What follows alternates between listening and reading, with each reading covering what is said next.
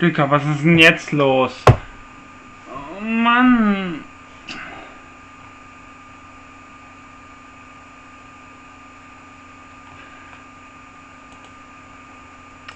Hallo, hier soll Crazy Sneak und ja, ich beginne den Stream nochmal von neuem. Gerade eben, ja, ich muss kurz nochmal die Bitrate nochmal ändern. Ja, gerade eben ist der Stream abgestürzt. Also ich habe den Stream nochmal, weil ich spiele zwar meine Bitraten um, aber wieso soll einfach der Stream abstürzen? Ich habe den Stream nun gelöscht.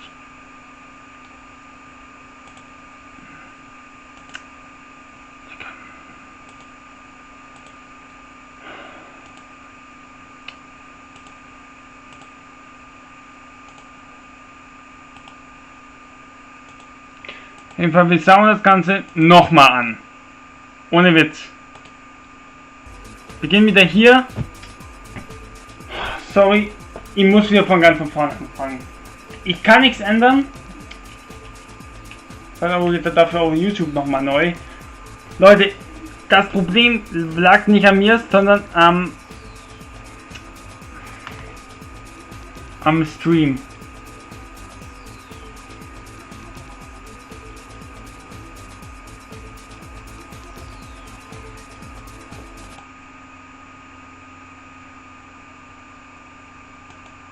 Wir beginnen hier.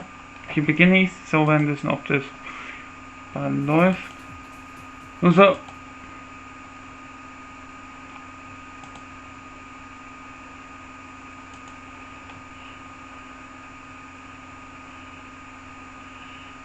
Für 14 Minuten. Leute, aber ich hasse das, dass es einfach so abbricht. Nur wegen der Bitrate.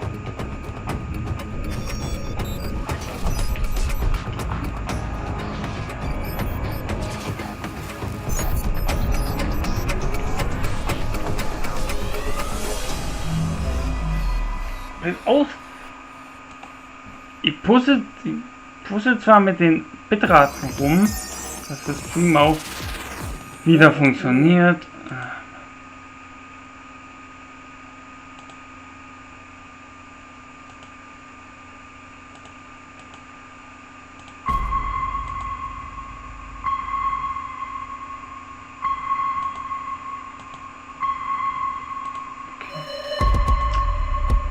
Flüssig.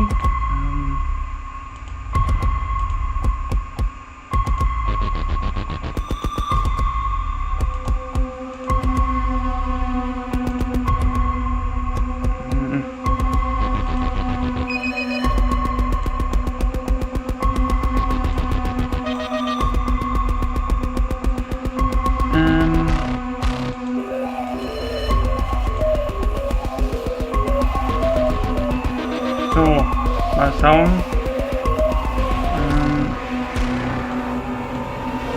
Nehmen, okay.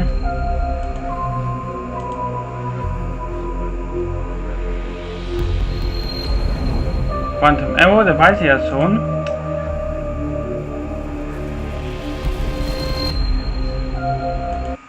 Or perhaps Dr. Edward Richtofen from the Call of Duty series, or even, you know, the Penguin from the Arkham series. Oh my gosh. Okay, Nolan, we get it. We get it. You've done a million. Ich tue jetzt kurz mal die Bitrate wieder ändern. Weil irgendwie zwischendurch ist der Stream dann immer auf also immer auf schwaches Signal, deswegen tue ich immer die Bitrate ein bisschen ändern. So, aber ich muss es machen, damit es ist gelb. Gelb ist dann tue ich auch wieder ein 800 machen. 100 gazillion games. We got it. Of course, most of you know me as Nathan Drake from Uncharted, where you probably recognize that voice. I'm so happy to be working alongside her again as we host this showcase of upcoming games. Please give it up and welcome the lovely and talented Miss Emily Rose. Hey, Nolan. Hello, hello. Hi, everybody. Welcome from my home to yours. I'm really excited about what we have in store for you today. As PlayStation 5 and Xbox Series X draw near, we're going to be talking to leading game developers to see what we really can expect from the future of games. Plus, we have a host of exclusive game reveals, world premieres, new gameplay demos from current and next-gen consoles.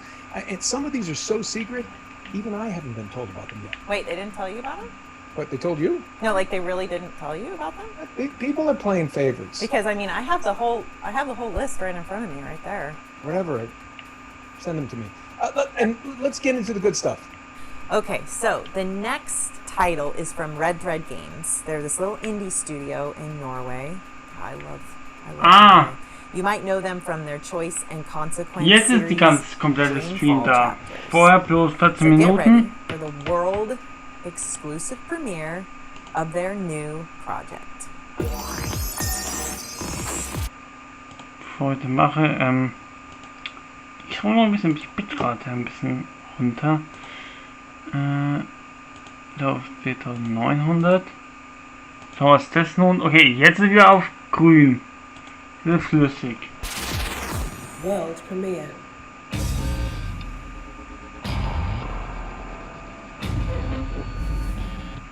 Ein bisschen unterwegs, aber leider ist der Stream. Kaum schraube ich die Bitrate runter, ist es wieder auf gelb. Zum Glück ist es noch bei gelb, aber nicht bei rot. Bei rot dann muss ich wieder die Bitrate dann hochschrauben oder auch runter. Wenn das auftritt, dann sieht echt schlecht aus, weil das war auch bei den PC Gaming Shows so.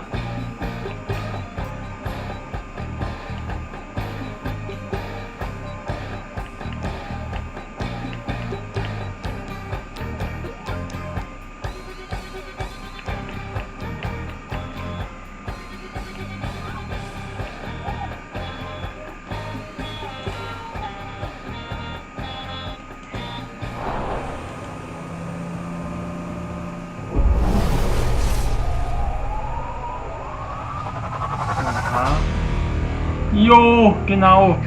Gewehre, Soldaten. Ja, Watcher. Wir knallen die ab. Kann man wohl sagen.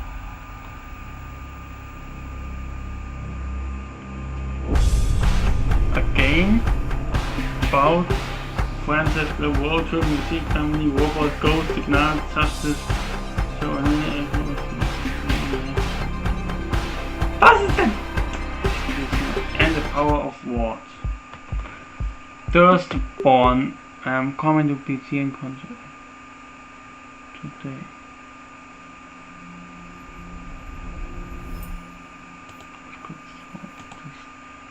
Ja, genau. Hey, Meine. Jetzt muss ich wieder was rumschrauben. Die Bitrate ein bisschen.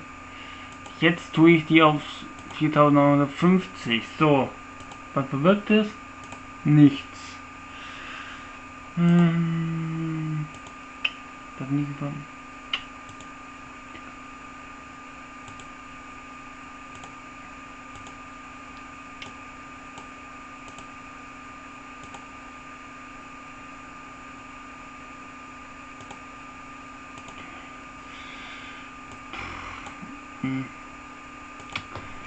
Jetzt habe ich noch ein bisschen runter.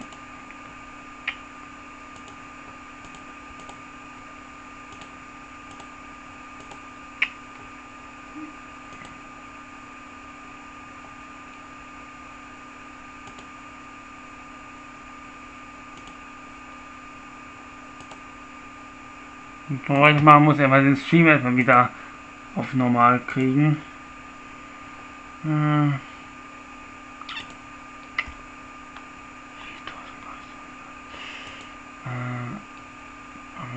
4800. Nee.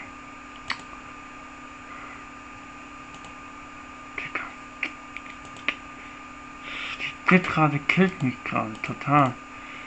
5000. Geschenke.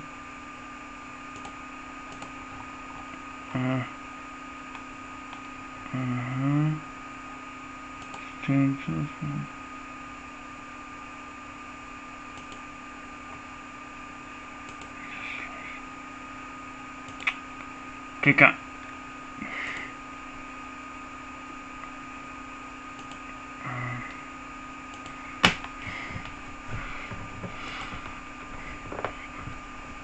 Immer noch schlecht. Das was ich... Du kannst mal die Seite nochmal neu laden, weil irgendwie stimmt da was nicht. Ich nehme gerade so seit 11 Stunden streame ich so und die Bitrate ist immer noch auf Rot. Ja, immer noch.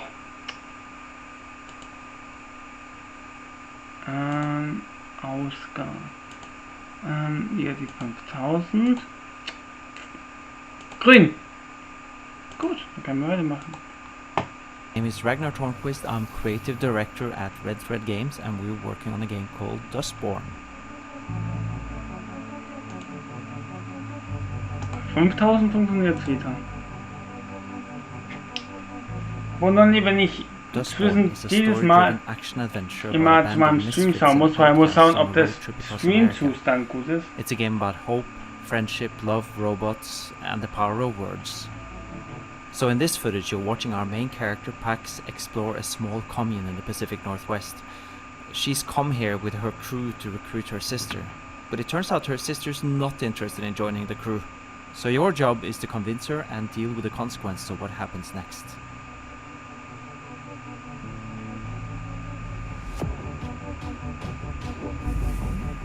Oh.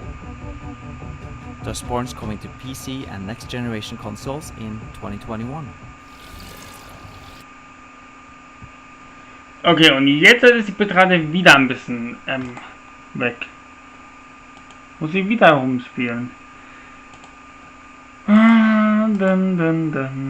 So.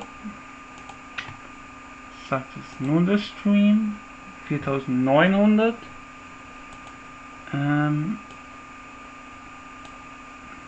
Okay, will wirklich keine 4900 Ausgaben. 4000.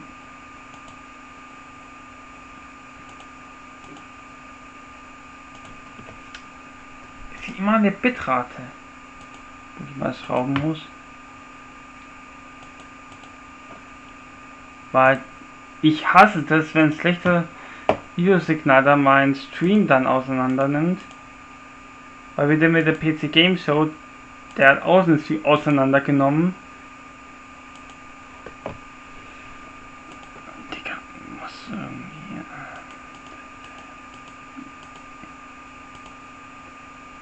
4700 Bit.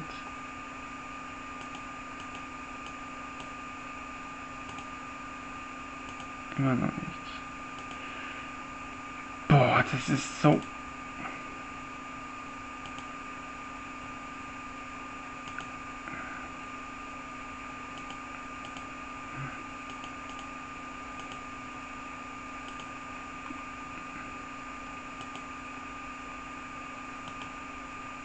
Guck mal, den Stream nochmal neu, ob es da.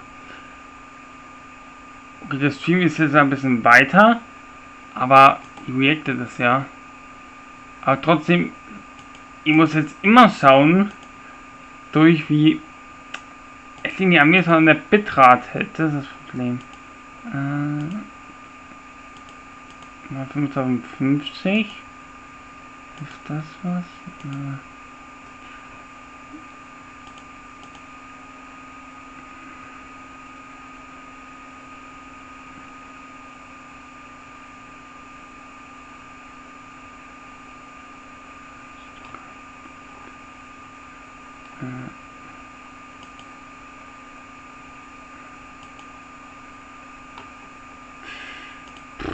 Okay, jetzt ein bisschen.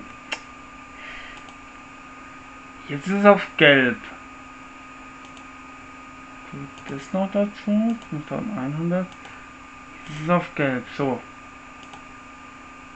Thanks again to Ragnar for that exclusive first look at Dustborn. Okay, what's next, Nolan? Next, we've got a hardcore first-person platformer whose recent Steam demo was played over 100,000 times. Here's an exclusive look at a new cyberspace level containing new enemies and abilities from Ghost Runner. Ghost Runner? Exclusive. Kein Wort von mir. Ghost Runner. Sag mir Ghost Runner was? Relax. Embrace the software.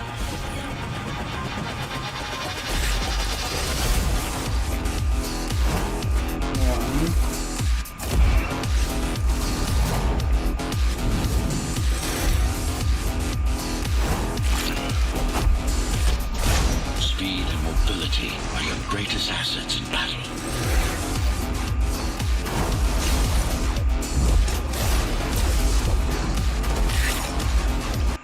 Jetzt muss ich wieder schauen. Jetzt ist der Grafik wieder komplett im Keller. Ja, jetzt ist die Grafik wieder komplett am Keller. Im Keller. So.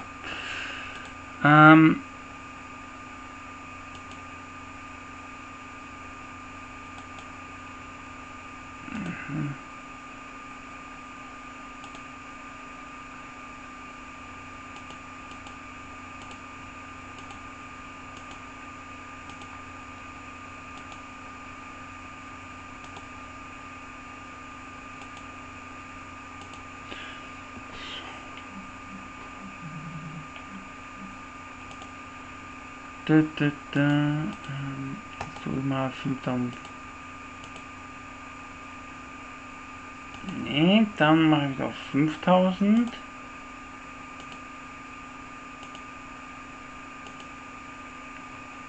Boah, ich muss.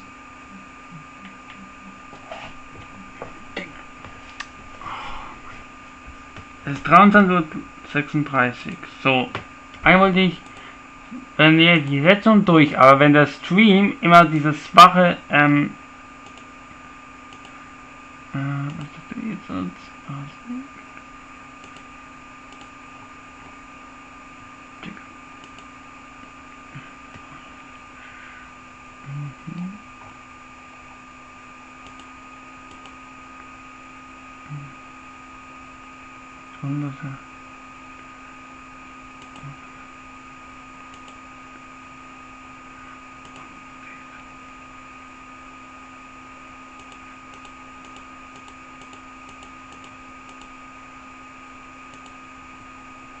Übernehmen, okay.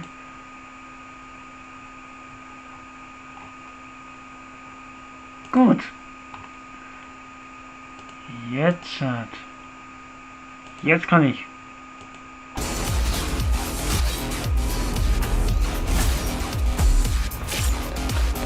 Das für ein Spiel. Ghost Runner. Available 2020. Aha. Ghost Rider, dachte ich. Okay, Ghost Runner. Ghost Runner is coming to PS4, Xbox One, Switch, and PC later this year. All right, we're flipping back in time to the 1930s now with a game that stole the show at the recent Xbox Series X showcase. Here's Tatiana Delgado to reveal more about Call of the Sea's spectacular first trailer. Okay. Exclusive.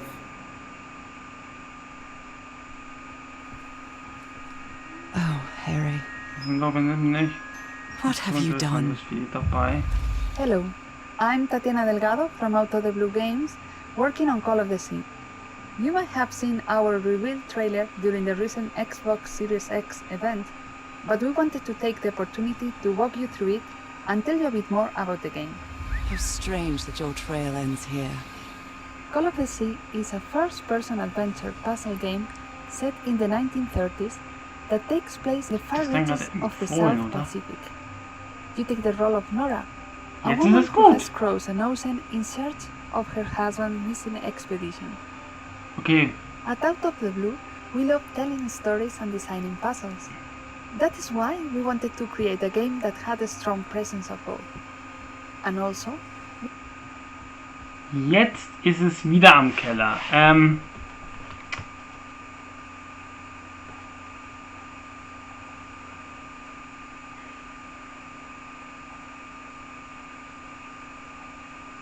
von 4500.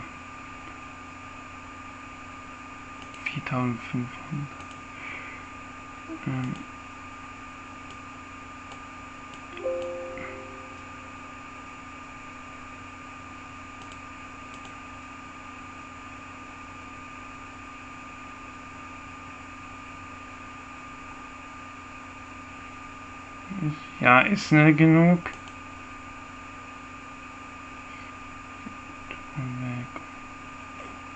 Niedriger Bitrate, okay. Ausgabe niedriger. Ich mach mal 4050.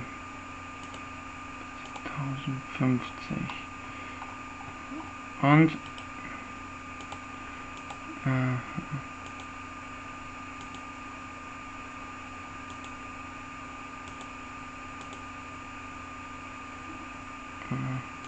nee. Dann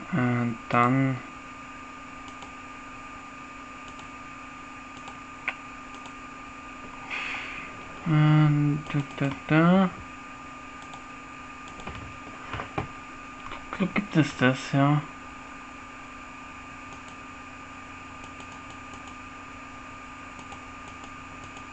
So 500.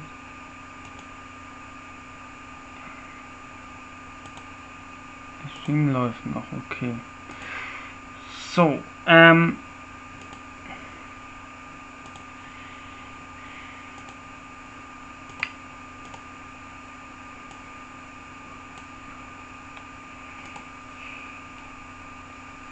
ist schnell genug mal in der Verbindung. Digga.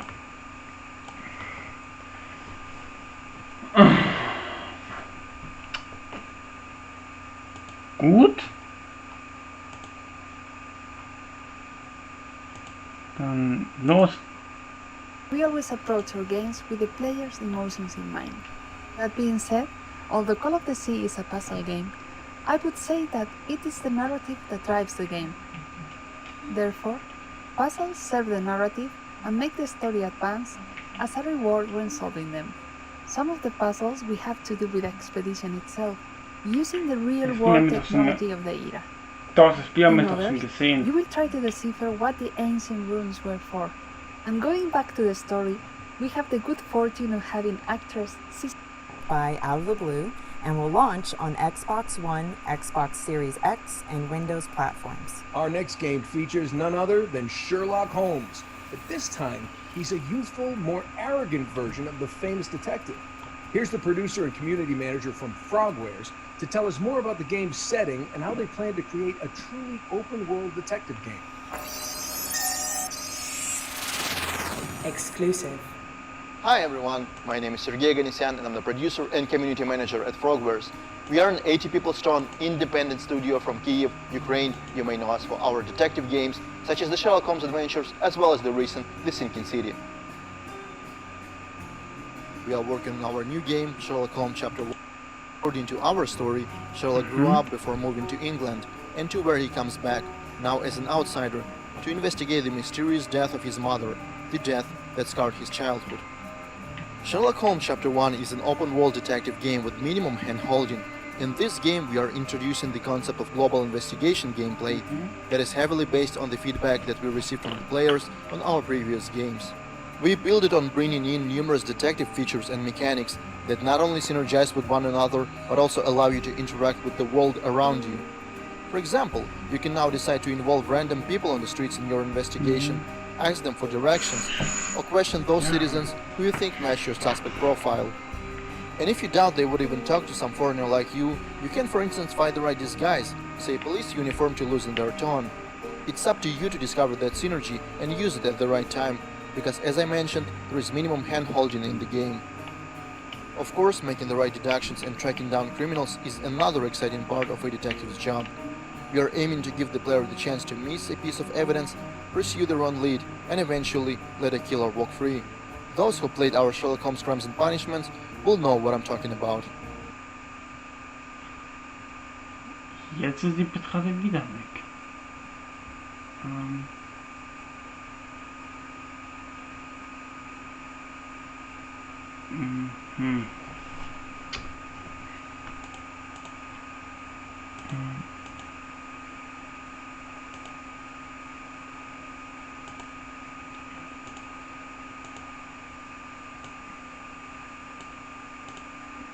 Noch niedriger.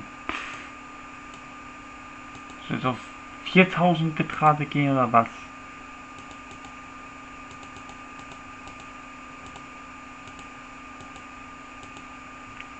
Nur bei 4000, ob es da funktioniert. So.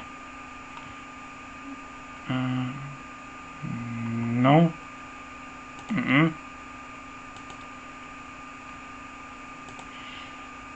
720 FPS. Nehmen.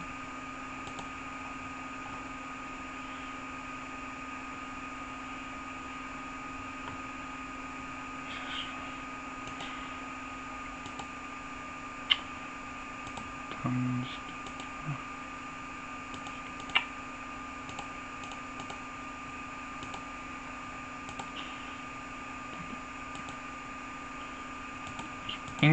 ja.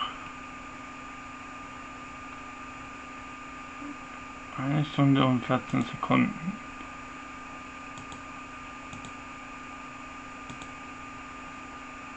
Okay. We are bringing Sherlock Holmes Chapter 1 to PC and console sometime in 2021. Thank you so much for your time and enjoy the rest of the show. There are some fantastic games here that we cannot wait to play ourselves. Sherlock Holmes. Sherlock Holmes Chapter 1 is coming to PC, current, and next-gen consoles in 2021. In our next part of the show, the Future Game Show goes retro, with a series of games that reimagine the arcade and console classics of some of my favorite eras, the 80s and 90s. And what better way to begin than with a bullet hell shoot-'em-up created by a small team from Lebanon, including a former Pixar artist. Here's an exclusive gameplay slice of Signy. Exclusive. Okay.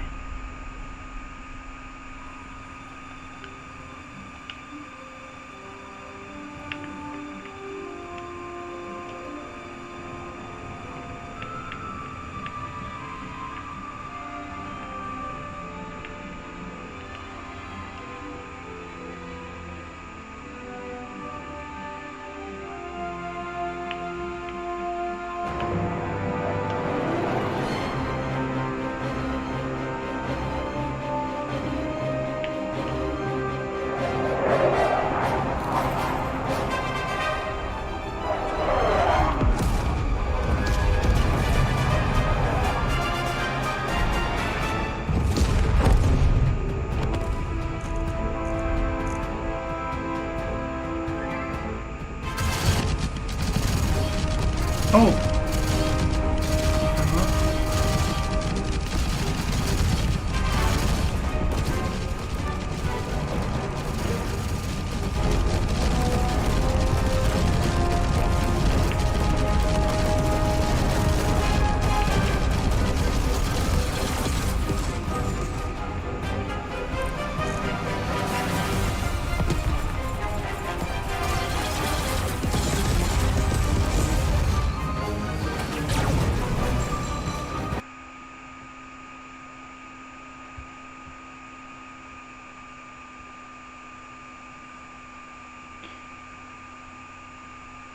Okay, jetzt ist es wieder auf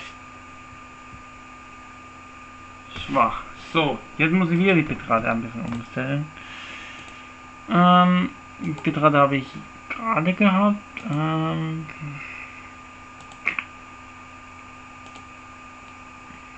Okay.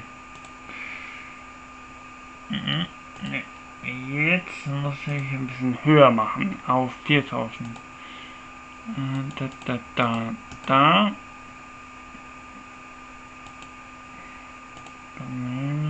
Okay, so, was soll das tun? Mal neu laden, was sagt der Stream jetzt? Also hört gerade das Warnsignal. Immer noch schlecht.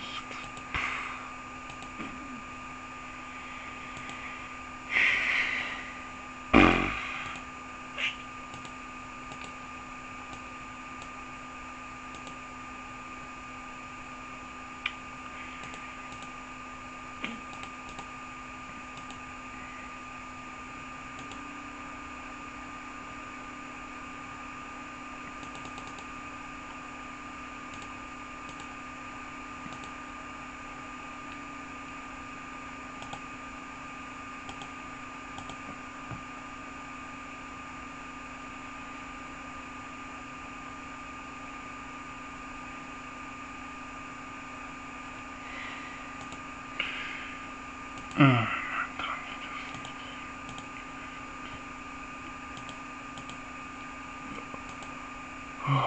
ein bisschen müde, aber was soll's.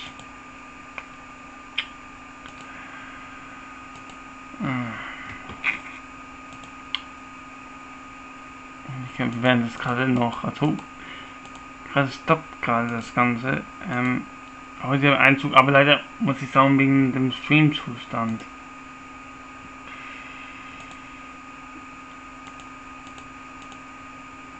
Was die damit meinen?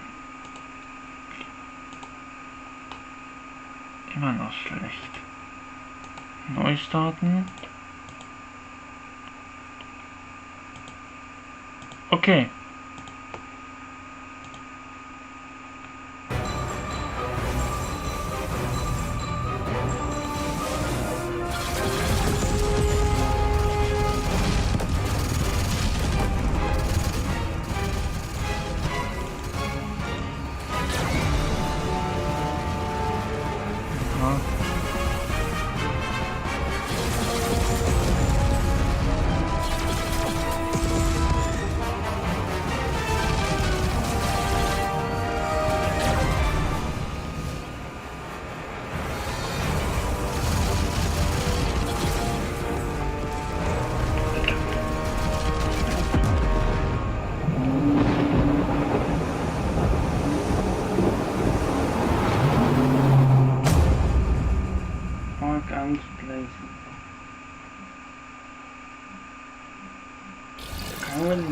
Signy is coming to Windows, Mac, and the developers hope next generation consoles. Okay, so we're keeping the arcade vibes coming with a high-speed tribute to arcade racing classics like Daytona USA, and a stylish platformer that looks like a noir comic book. But first... World premiere.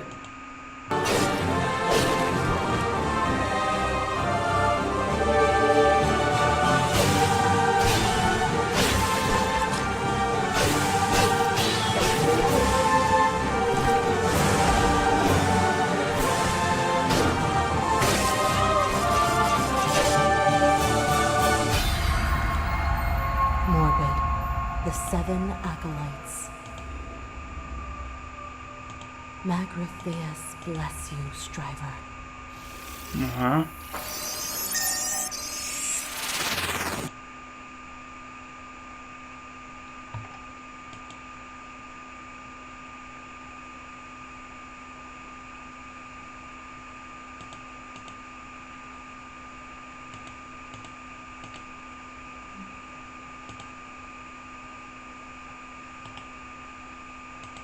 Moment, ich muss kurz den Stream nochmal neu laden, weil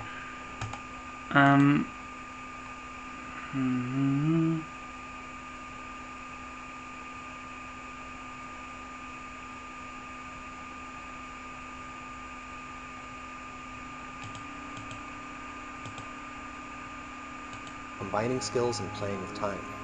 Speaking of combat, we just updated our demo on Steam to include Wilhelm, the Child Mage, in a mini Colosseum mode that features a number of new, challenging battles. We're really excited to be bringing Quest Tales both to next-gen consoles and all current consoles later this year.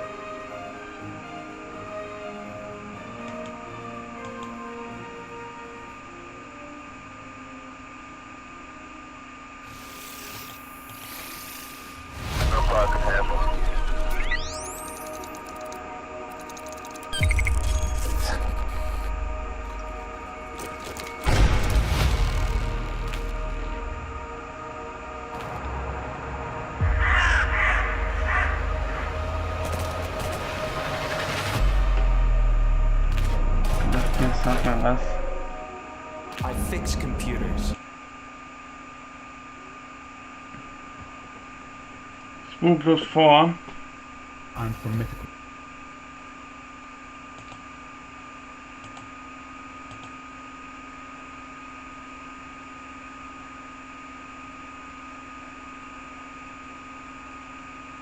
The types of stories being told within them too. Narrative is such an important component to the games we play, furthering our connection with virtual spaces and the characters that inhabit them. It makes sense then that this is one area developers are eager to evolve. I wrote my first game for a computer with 1K on cassette. Obviously, 40 years later, so much has changed. But in some ways, we're still pursuing the same goal. The biggest benefit of games as a storytelling medium is the interaction, but often we still tell the stories at the players instead of truly letting them be a part of it. The future of interactive storytelling should be about how we can make the experience as frictionless as possible. Really making the player feel that they are actually part of the story.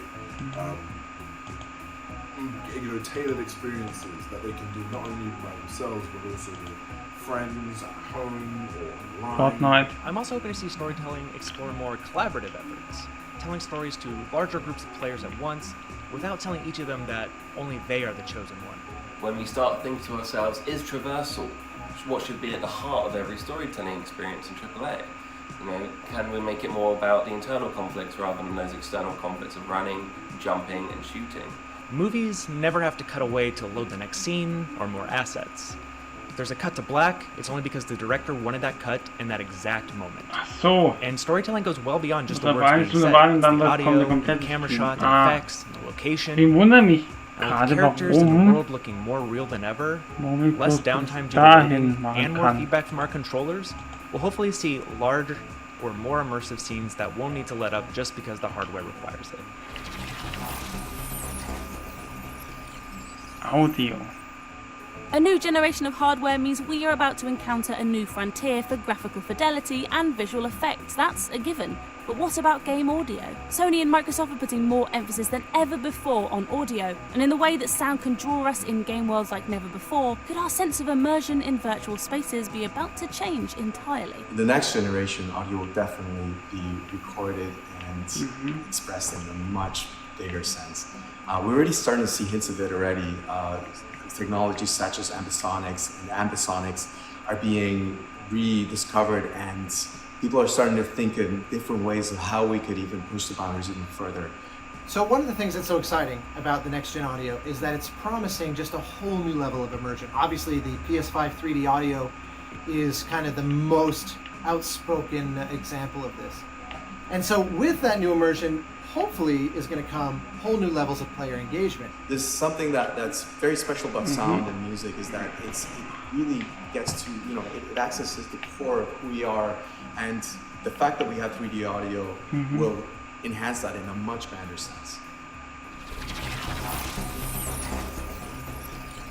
Of course, some of the biggest changes to play you won't be able to see. From smaller teams being given the tools to more easily achieve their creative ambitions, the expansion of services such as cross-platform play and cloud gaming, to a huge reduction in load times and install sizes. Here's just some of the reasons developers are excited about the changes on the near horizon. Playing games in the next generation should feel more social than ever, with all the online services bound to get a refresh. I definitely feel like the next generation will have more opportunities to play together when we can't be together. I think the future of mobile gaming is really about two things. The first is about ubiquity. The second part of mobile gaming in the future is going to be about sociability. People are going to play games in a more and more social manner, and it will be strange in the future if you find someone that's actually playing a game purely solo and never plays any game with other people. Crossplay is becoming more widely accepted and implemented, and that means you shouldn't have to coordinate what SKU you're getting with your friends, what version they're getting, what platform they're on. You should be able to seamlessly play together, which is amazing. Almost zero load times, cross-platform ownerships of games, cross-platform cloud saves, and just overall the focus on the player's experience rather than the platform itself. The next generation of hardware should allow smaller teams to create products of a higher graphical fidelity. Is the developers will have this extraordinary opportunity to create really rich, diverse worlds at very, very high resolution. Okay. And we'll be able to come to rely on game engines to do so much of what we couldn't do before in terms of complex lip syncing, facial expression, complex animation. What this will do is it'll level the playing field for developers. And developers who previously couldn't have competed at the high end will be able to do so. It's a really exciting time. Also für mich, hier steht das ganz We'd like to thank everyone who gave up their time to bring us that insight into the future of gaming. All right, our next game is introduced by a gaming legend. Thanks, Emily. Guys, No, seriously, no? Oh my god. Okay, no, I refer, of course, to Brian Fargo. He's the original producer of Fallout. Okay. He's here to tell you about the action RPG Wastelands 3. Let's take a look. Exclusive. Hello everybody, I'm Brian Fargo. I was the executive producer on the original Fallout and Wasteland series. And I'm here to tell you today that finally Wasteland 3 is coming August 28th for the Xbox, PC, and PlayStation 4. Jetzt ist es gelb. Who would do this?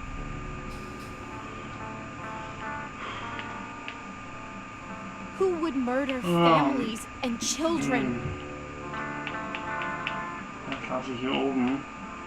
Let's find the monsters who did this.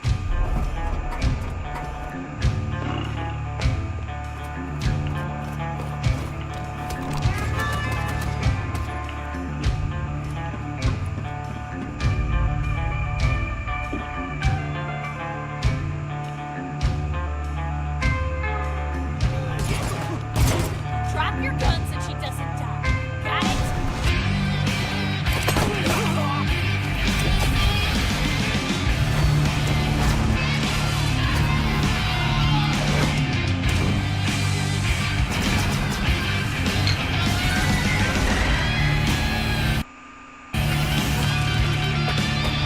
Dann wieder. Nee, bin immer noch bei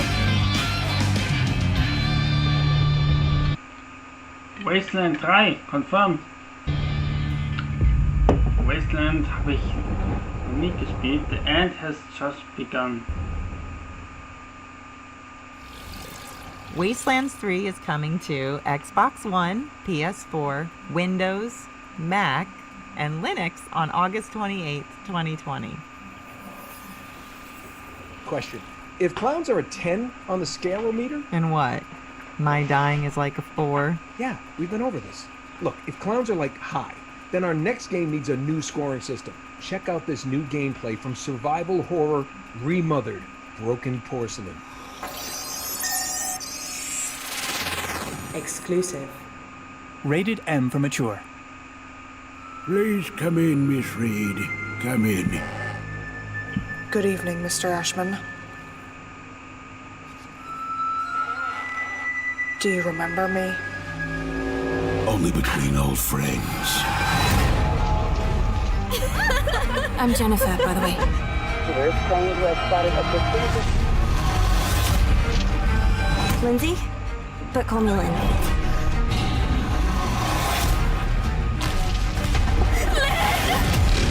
At last. It's just a bad dream. Where are you?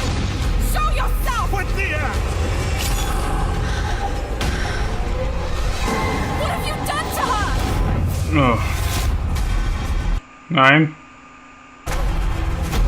Das schaffe ich nicht. Nee, kann ich vergessen. Nein, You ich won't do it, Mr. Ashman. Of course I will.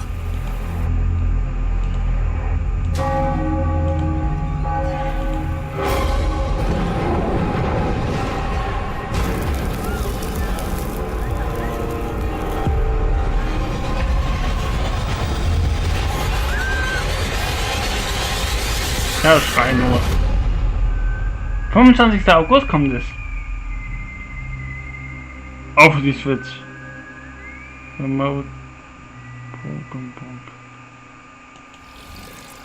Remothered, Broken Porcelain comes to PS4, Xbox One, Switch, and Windows in late 2020. Next up, we have a world-exclusive teaser for a new title from Different Tales. No spoilers here, but... Ein Teaser? So eine Eule. Ah, aber das war ein Teaser-Trailer. 50, was hat das geworden? Nichts, ne.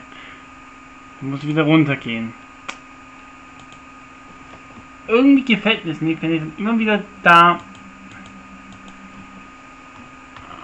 jetzt halt übernehmen. Ja, jetzt sind wir grün. Ja, jetzt kann ich die Arbeit machen. if there's a full moon tonight, we all should stay inside.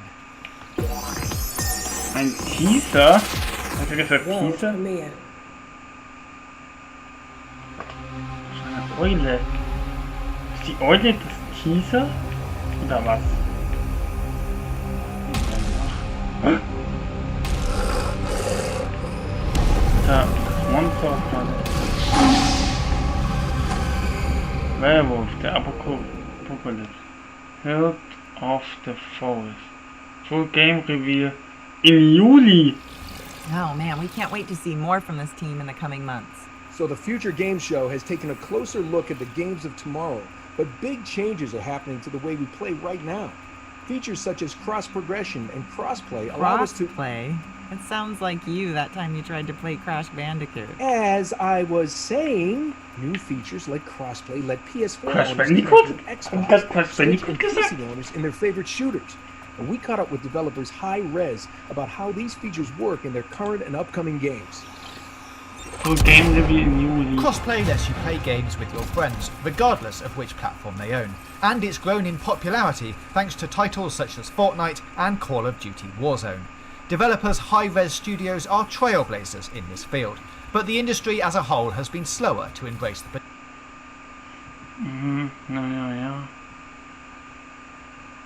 potential of crossplay. We caught up with Hi-Rez to ask why and to discover the importance of crossplay as we head into the next generation. To overcome the challenges of making crossplay work, you need to change people's mindsets. There's a fear that platforms will lose revenues and lose players to competing platforms. Und jetzt geht die Bitrate wieder runter. Ja. Jetzt muss ich wieder pushen. Jetzt muss ich wieder irgendwas ändern. Genau an dieser Stelle, wo ich immer die Bitrate hochstellen muss. 5000 übernehmen. Und bitte nein. So, jetzt tue ich wieder die Bitrate ein bisschen höher. 5000. Nee.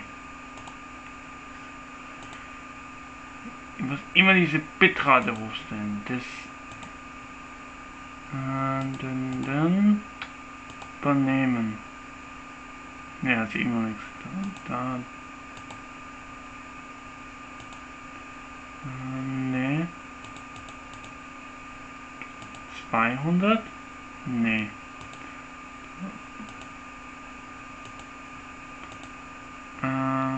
Nee. Da nicht.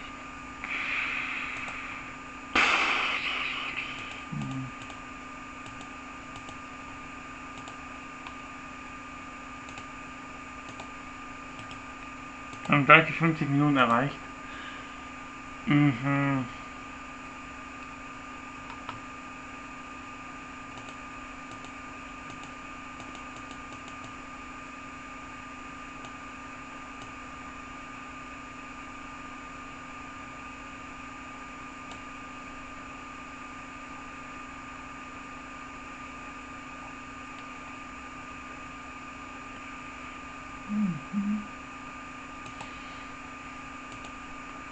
Okay, Bitrate.